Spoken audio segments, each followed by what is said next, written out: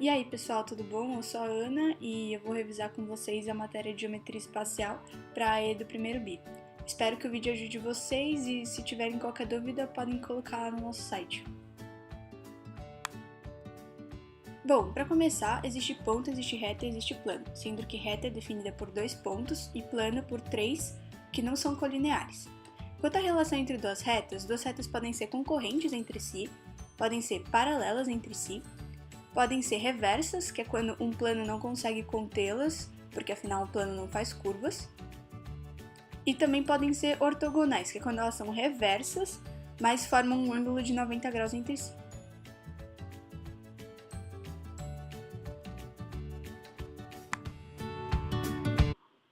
Bom, também existem as relações entre planos. Planos podem ser secantes entre si, nesse caso eles vão ter sempre uma reta em comum, e podem ser paralelos entre si. Quando a gente tem 3 planos distintos, tem mais casos. Nesse primeiro caso, são 2 paralelos e um secante. E nesse caso, A e B são paralelas entre si. Nesse segundo caso, eles são secantes 2 a 2 em uma mesma reta, que é essa que está em azul mais escuro. Agora a gente vai ver mais casos em que eles são secantes 2 a 2. Nesse primeiro caso, eles são secantes 2 a 2 segundo 3 retas que são paralelas entre si, nesse caso A, B e C.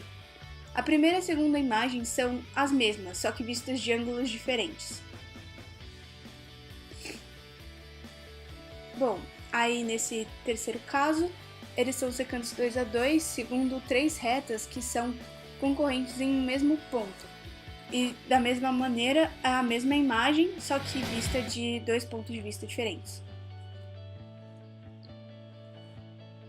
Isso vai ser importante caso você tenha que desenhar o exercício principalmente.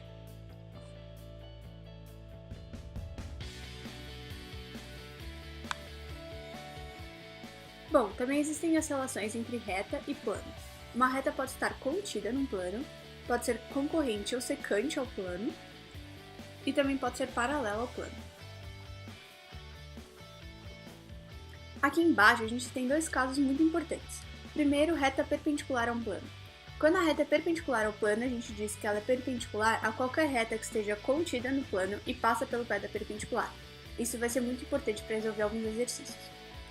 Quanto ao ângulo entre reta e plano, existem muitos ângulos entre uma reta e um plano, mas a gente sempre vai usar o ângulo entre a reta e a sua projeção ortogonal sobre o plano, que no caso é esse aqui.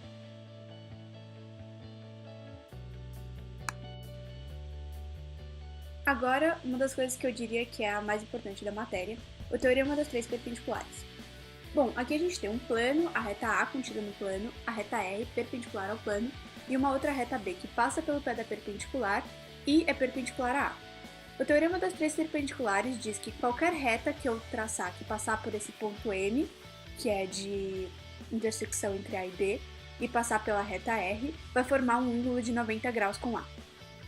Isso também é muito importante para resolver praticamente todos os exercícios desse bimestre. Por último, achei legal relembrar um pouco de geometria plana, porque teve alguns casos importantes para resolver uns exercícios da apostila. Então, primeira coisa, você tem uma circunferência e uma reta tangente à circunferência, ela vai ser sempre perpendicular ao raio.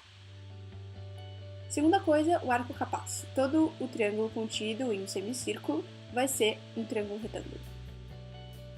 E terceira coisa, também sobre os triângulos retângulos, né, sempre que estiver contido em uma circunferência, a mediana vai ser igual à base sobre 2, porque é o raio da circunferência. E achei legal relembrar algumas áreas também, aqui eu coloquei só algumas, mas acho legal revisar as que a gente aprendeu ano passado, porque caiu muita áreas no exercício da apostila e é bem provável que caia na E.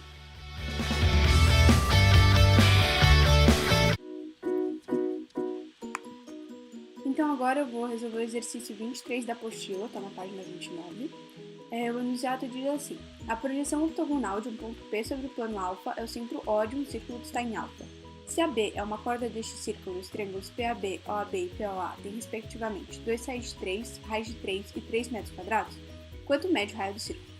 Então a primeira coisa que eu fiz foi traçar os triângulos mencionados no enunciado, o PAB, OAB e POA, e as suas respectivas bases e alturas. Por quê? Bom, se ele dá as medidas das áreas, eu vou precisar das bases e das alturas, que eu vou nomear com incógnitas diferentes, tentar colocar todas essas incógnitas em função de R, porque R é o raio do círculo, é o que ele pede no enunciado, e aí eu vou conseguir a resposta. Então, para começar, eu usei as medidas das áreas com as incógnitas. Lembrando que eu dividi AB em x e x, porque essa altura divide o segmento em 2.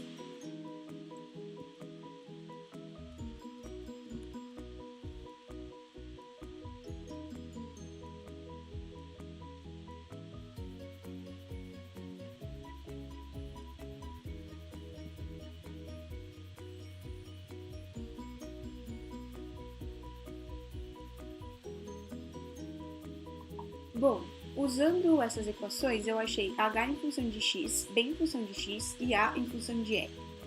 Então, eu vou poder fazer um Pitágoras com o a, o b e o h. Porque assim eu vou achar x em função de r.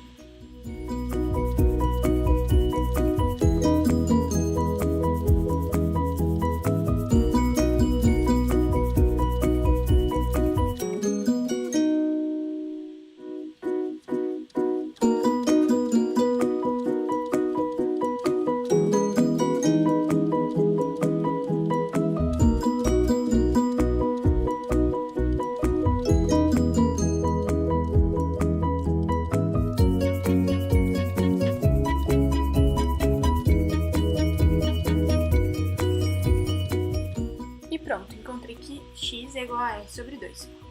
Agora, como eu tenho h em função de x, eu vou achar h em função de r. Por que isso é importante? Bom, tá vendo o PA? O segmento PA é a hipotenusa de dois triângulos retângulos. Isso significa que eu posso igualar a ao quadrado mais r ao quadrado, a x ao quadrado mais h ao quadrado. Como eu tenho a em função de r e x em função de r, só falta o h em função de r. Então, substituindo todas essas incógnitas, você vai ter uma equação só com R.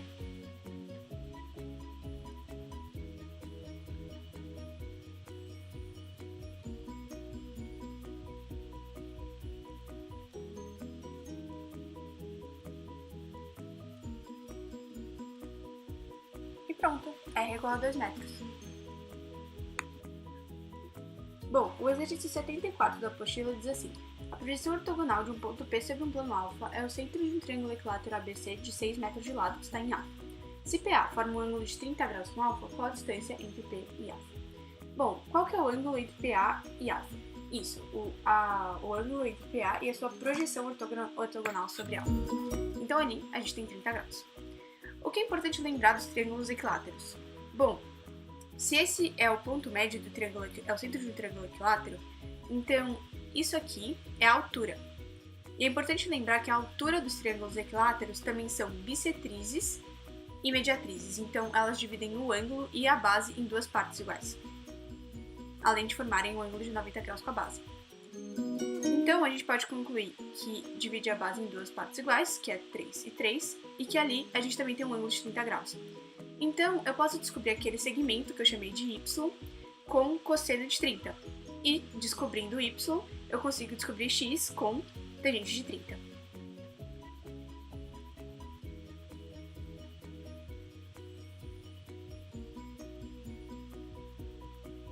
Pronto, achei que y é 2 raiz de 3. E agora é só fazer tangente de 30.